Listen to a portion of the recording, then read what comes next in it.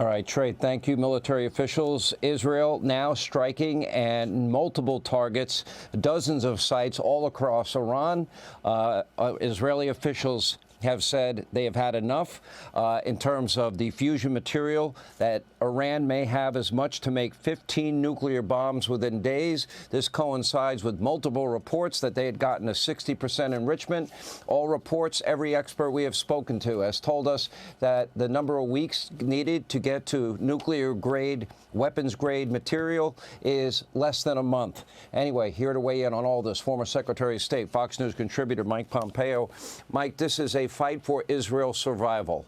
This is it for them. They have done everything possible to destroy this state. They have funded terror. They helped plan and orchestrate the October 7th attacks. That was the equivalent of 40,000 dead Americans a day if you extrapolate out population size. That's murder, that's rape, that's kidnapping, that's torture, that's beheading. Then they're getting hit in the other direction, again, funded by Iran and all of the terror support by Iran, number one state sponsor of terror. That's Hezbollah in the north out of Lebanon. They've also been funding the Houthi rebels and providing the weaponry for them. And twice now they have fired directly into Israel. Now that they get close to a nuclear weapon, I don't see that Israel had any choice here tonight but to go at those nuclear facilities. Your thoughts? Yeah, Sean, I agree. They had little option. The time was running out. A nuclear conflict in the region would have been devastating, not only for the Israelis, but for American interests, for the Gulf Arab states as well. The last few days, there's been this reporting that they might do this. I'm sure the Iranians were preparing, and so I think the Israelis said, it's go time. We must do this to protect the sovereign nation of Israel. It's a righteous strike that they have taken. It's going to take them days to actually accomplish the mission of deterring this program and setting this program back by years. I'm confident that they can do that. And all nations who have been attacked by Iran, including the Americans, we've had hundreds of Americans killed by the Iranians over the last years, has an obligation to get this right and provide whatever assistance Israel needs so that it can conduct the attacks to complete this mission and put their nuclear weapons program back decades, if not forever.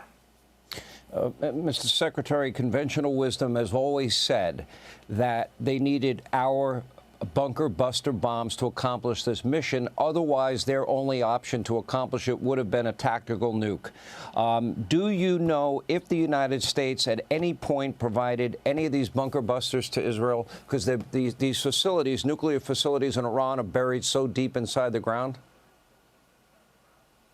Sean, I don't know the answer to that. I do know that President Trump has been preparing for this, right? We've seen all the weapon systems that he has moved into the region, not only defensive weapon systems in terms of what you were talking about earlier to protect from missiles, but we've moved B-52s closer. The United States has been preparing to help not only the Israelis, but our Gulf Arab state allies as well.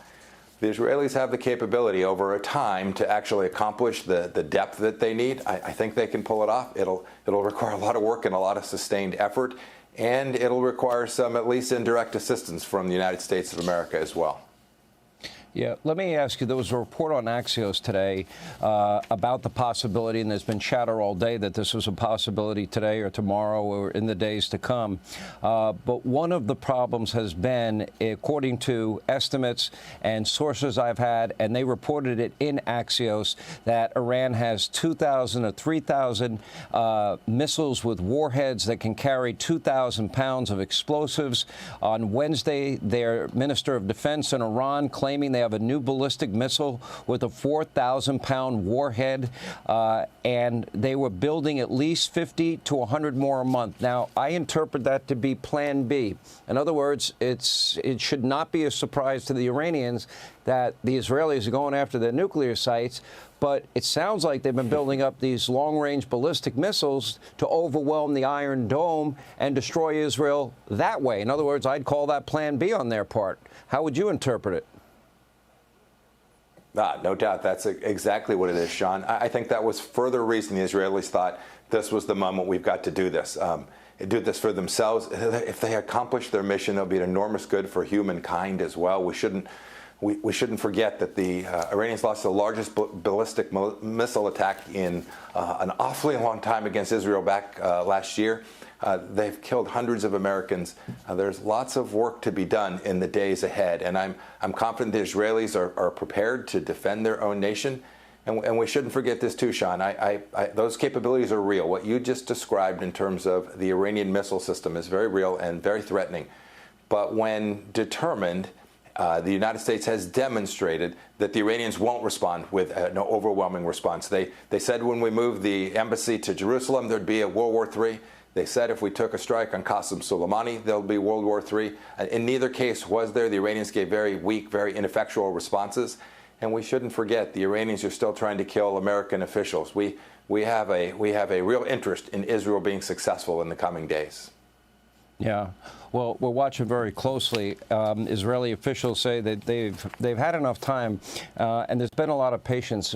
You've got to give President Trump a lot of credit. You've got to give Steve Witkoff a lot of credit. You've got to give Secretary of State Marco Rubio a lot of credit, because all three of them have been very, very clear in their messaging. They don't want this. They did not want this day to occur. By every report that I have read, it was President Trump, it was Steve Witkoff, it was Marco Rubio urging patience, hoping that they would choose peace over what now is the ultimate decision that, frankly, the world was going to have to come to grips with at some point anyway. So I give the president a lot of credit for trying the peace option. This really is on the Iranians. They have made this choice. You have to believe that the #1 state sponsor of terror that says they want to wipe Israel and the U.S. off the map, when they say it, I think you got to believe it. And I think that's why we find ourselves in this position tonight. Mike Pompeo, great to see you. We appreciate it. President Trump was very patient. Yeah. Thank you, Sean. Yeah, they really were. Hey, Sean Hannity here. Hey, click here to subscribe to Fox News YouTube page and catch our hottest interviews and most compelling analysis. You will not get it anywhere else.